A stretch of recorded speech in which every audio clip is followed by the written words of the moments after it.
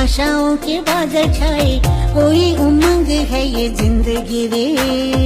एक धरती का आंचल ओढ़े, दिल से दिल के धागे जोड़े, बांटे जहां में अपनी खुशी रे। प्रीत की रीत सिखाते हुए झिलमिलाते हैं पर्दों पे हम। શિવલિંગની ત્યારે તમે જે બીલીપત્ર ચડાવો છો એનો અર્થ શું?